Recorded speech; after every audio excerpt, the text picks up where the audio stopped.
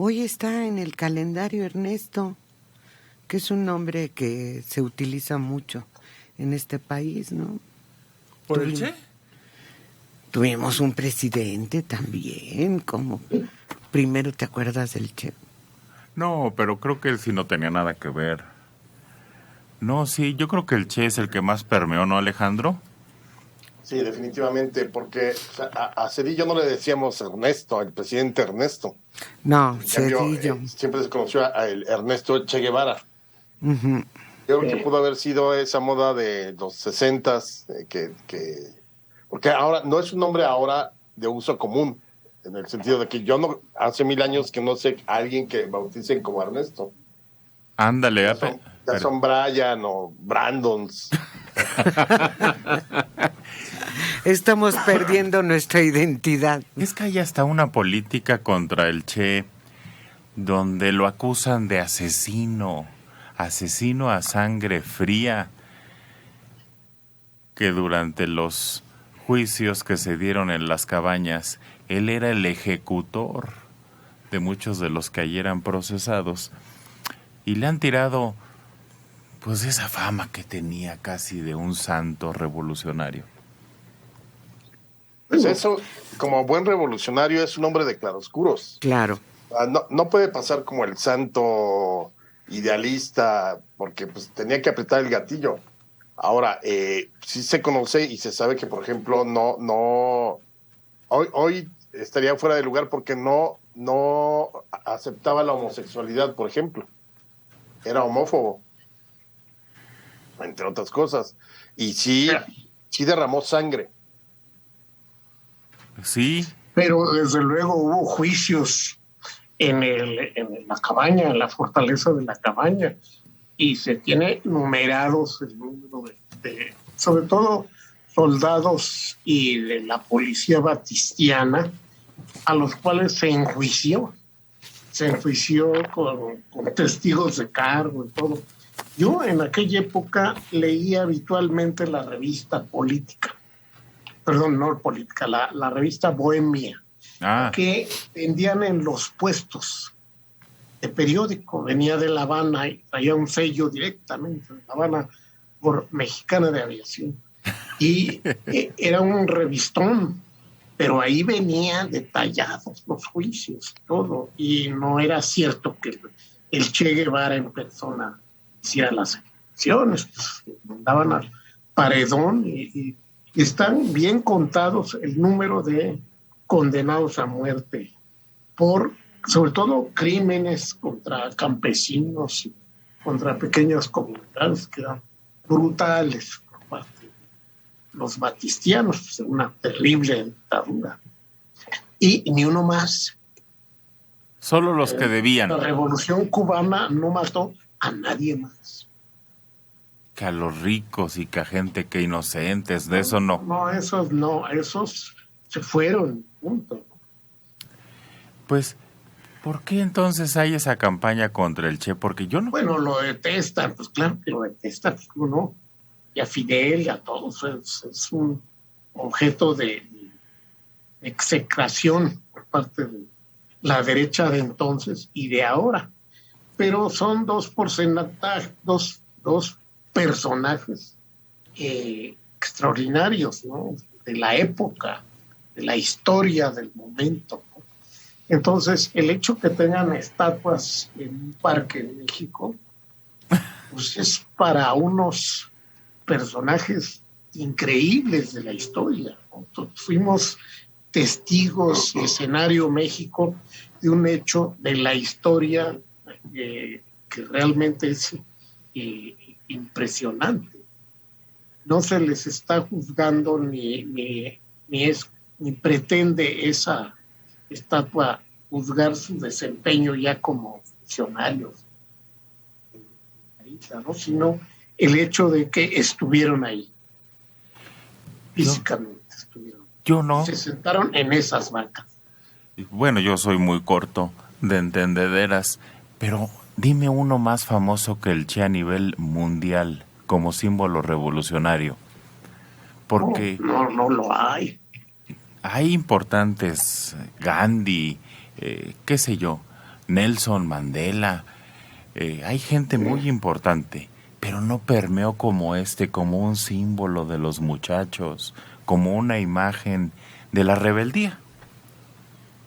Así es. Traer una gorra del Che o una playera con su imagen ya te identificaba como un ser que estaba en contra. Luego vemos de qué, pero por lo pronto estaba en contra. Pero además él surge en una época en la que la juventud requería eso. Pues todavía son ídolos que se requieren siempre, son adalides. Pero creo que ahora las cosas han cambiado y la percepción que tiene la juventud de los grandes hombres es diferente. ¿Pero tú crees que hoy no necesitamos uno? Ah, claro que se necesita, pero no ha surgido. Y él sí pudo, se unió con la necesidad para poder cubrirla. Yo creo que al revés, hoy estamos más carentes y más necesitados de un personaje así. Sí, digo, no hay un personaje así. Pues qué raro. Pues sí. Que no se haya dado entre las filas de los políticos, de las escuelas que ahora se manejan. Porque de la UNAM han chafiado todos los que salieron líderes políticos de ahí. No se me ocurre ninguno así que diga, ¡ay, este era un líder de la UNAM!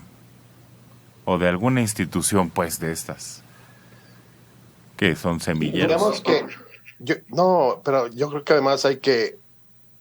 Él es el último gran líder revolucionario, o sea, en términos de tomar las armas. Creo que después de ahí ya es muy difícil encontrar a alguien que pudiera convertirse en un símbolo para bien y para mal, ¿no? Porque evidentemente pues en las biografías hay quienes dicen que sí, de pronto se le pasó la mano, como suele suceder en una situación caótica de revolución.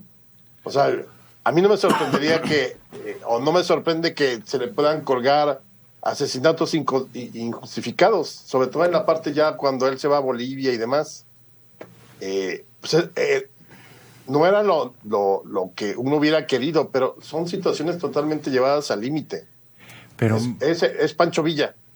Ah, ¿tú lo comparas así más o menos? No más que aquí a nivel internacional por lo que significaba el socialismo y instaurarlo a 200 millas de Estados Unidos. O sea, sí fue una cosa que revoluciona a América Latina y al mundo. Pancho Villa es nuestro líder revolucionario, guerrillero y demás, en una revolución muy nuestra nada más. O sea, no hay una trascendencia de Pancho Villa a nivel mundial.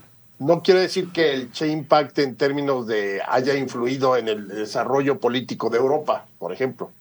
Pero aquí sí impactó, la llegada del socialismo a América Latina sí cambió la configuración política, porque sí se creyó durante mucho tiempo, al menos hasta que empezaron a verse los horrores de la Unión Soviética, que podía ser una vía alternativa a el capitalismo salvaje, ¿no? Yo creo que sí impactó en Europa, en países... Quizá el triunfo de la revolución cubana en general, pero el Che así como, no creo que haya, bueno, seguramente había, pero Europa vive en otro mundo, o sea, tiene otra lógica. No creo que el Che haya sido, o sea, llegaran los chavos como a Facultad de Filosofía y Letras con sus camisetas, la típica camiseta del Che Guevara. Que haya habido uno o dos, sí, pero no era algo que los franceses o los alemanes o los ingleses soñaran, quiero ser el Che Guevara. Bueno, tenían su visión en América, el mismo Sartre, de ahí empieza lo que llamamos como el tercer mundo. Bueno, y el negro, ¿cómo se llamó el que le hizo el prólogo? Frantz Fanon. Frantz Fanon era africano. No recuerdo qué país, pero era francés al mismo tiempo. Colonia, sí. Sí, y él escribe un par de libros importantísimos en el desarrollo de las luchas políticas y de la visión del revolucionarismo, ¿no?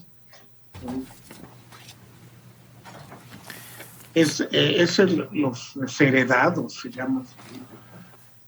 Pues ahí empieza, pero su visión era en América Latina, que veían lo que estaba sucediendo del otro lado del charco. Ahora, visión personal, el Che fue contra todo. No tenía capacidades físicas, no tenía nada para ser un guerrillero. Miope, asmático, todos los defectos tenía. Y los superó. Sí. La voluntad, el entrenamiento, le sacó entereza y vámonos, superó todos sus males y salió adelante. Sin duda alguna se convirtió en un personaje histórico. Pues sí, lo malo es que ahora ahí tenemos el auditorio Che Guevara. Fanon era de Martinica. La Martinica, sí. Sí, él era de raza negra y era de Martinica, sí. Y lástima porque ya... Él crea la idea del tercer mundo y del neocolonialismo. Exacto. Murió joven, tenía una enfermedad, creo que cáncer. Era Los Condenados de la Tierra. Sí. Y eso acabó con su trayectoria. Raúl Cortés Cortés, de Gustavo Amadero, 52 años. Lo que dicen del Che Guevara es verdad. Él lo dice en las cartas a su padre, que le daba un gozo matar gente. Y como mencionan, también era homofóbico. En Cuba separaban a los homosexuales y los maltrataban. Ahí estaba el Che presente. Pero no le daba gusto matar a cualquiera en la calle. Eso es lo que hay que entender. No andaba por la calle matando gente. A ver, ¿quién se me atraviesa? Sentía placer. No, es que la acción de los torturadores de la policía secreta de Batista era terrible. Era unas reseñas de unos asesinatos espantosos de campesinos. Y a esos era a los que a él le daba gusto matar. Exacto, y lo de los homosexuales era una ley en Cuba, no solo él. No, sino y era... en Inglaterra. En Inglaterra era delito ser homosexual. Hasta hace 20 años. Era un físico, Turing. Sí, al inventor de la cibernética lo condenaron. Alex Turing. A Turing, sí. Hace 20 años todavía era delito. En Inglaterra. Era la época. No podemos juzgar a alguien por algo que era, pues, la normalidad en aquella época. Sería como castigarlo por usar botines cuando era la época que se utilizaban. Noel Lozano, deberían incluir a Soledad en el panel. Sus comentarios son muy atinados, además de una voz muy agradable. No solo incluirla cuando falta Manelik. Pues sí, lo sabemos, lo valiosa que es y por eso es parte del equipo. Pero también allá tiene labores importantes. Detrás de la pecera que nos divide. Entonces, a veces se puede. Ahora que podamos, la traemos para acá. ¿Cómo no? La importamos. Manelik, Ernesto Guevara de la Serna no usaba gorra, era una boina vasca o española, para que los que no entiendan. Aquí en México tuvimos a Lucio Cabañas y Genaro Vázquez. Ah, gracias. Pero toda boina es gorra. Gorra implica todo aparato, toda cosa que se pone en la cabeza que no es directamente un sombrero. Yo iba a decir cachucha. Pues también, las cachuchas son gorras. Pues sí, nos salió de gorra, decía uno. ¿Por qué se dirá eso? Nos salió de gorra la comida. Sí, ha de haber una leyenda de eso. Creo que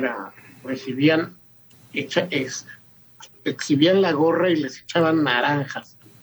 Algo así. Ah, chis. De gorra.